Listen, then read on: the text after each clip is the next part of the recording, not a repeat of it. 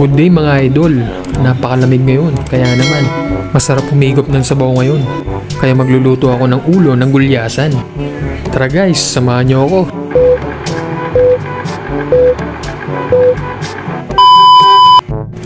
Una ay pagsisibakin ko muna ang ating ulo ng isda. Masyado itong malaki guys, kaya naman hati-hatiin ko ito. Hatiin ko ito guys ng 4 sa bawat ulo.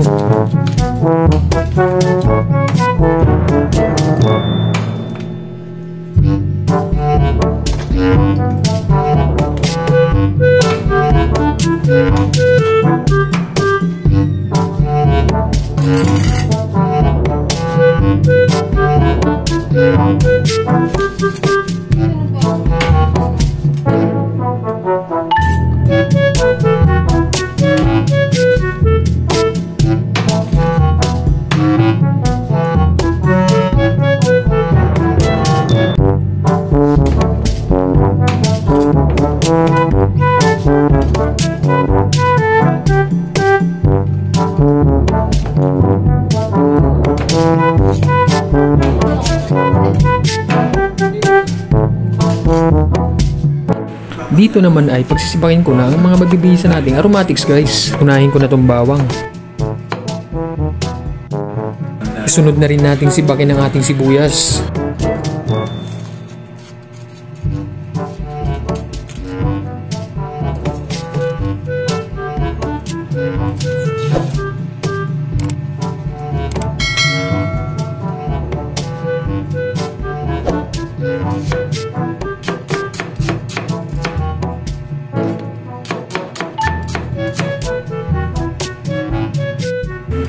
Siyempre, hindi mawawala ang siling pula. Mas maanghang, mas masarap.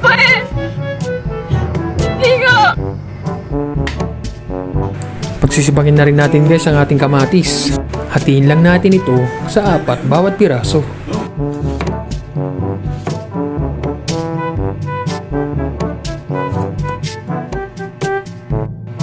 Tsaka itong ating sitaw.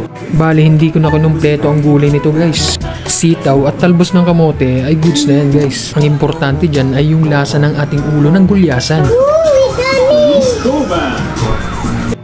Himayin na rin natin ang ating talbos ng kamote guys. Napakamahal din ang talbos ng kamote ngayon guys. Kumpara sa probinsya, nagkalat lang yan sa mga bakuran.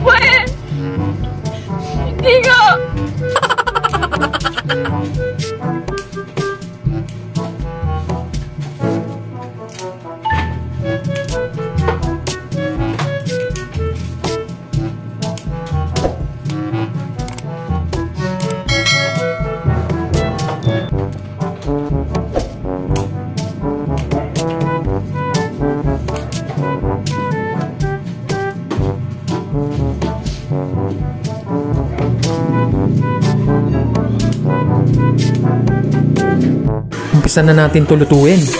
Sa isang kaldero guys, unahin na natin ilagay ang ating hugas bigas. Sabay-sabay na natin ilagay ang ating mabibisang aromatics guys. Yung ating sibuyas, kamatis, bawang at sili. Pag kumulo na, pwede na natin ilagay ang ating mga ulo ng gulyasan.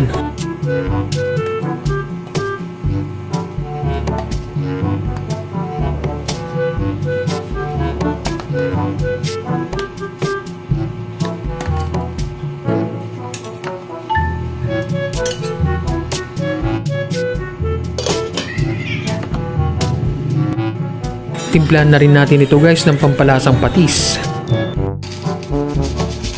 Pamintang buo. At ang ating sinigang mix. Siyempre, ang ating optional na magic sarap. Ilagay na rin natin ang ating sitaw at siling green. Sabay tatakpan lang natin ito guys.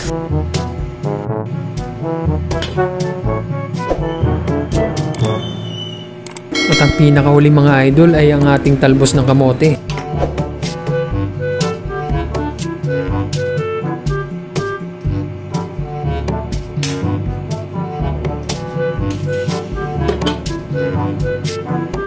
Yun o, luto na ang ating sinigang na panga ng gulyasan.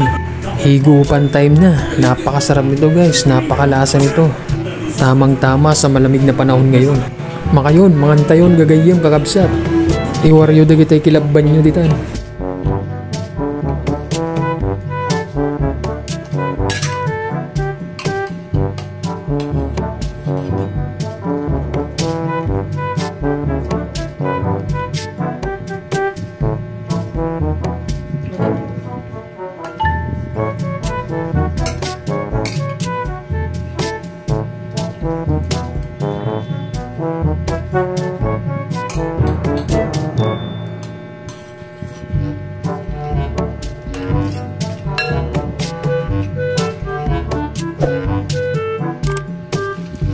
Salamat sa panonood guys.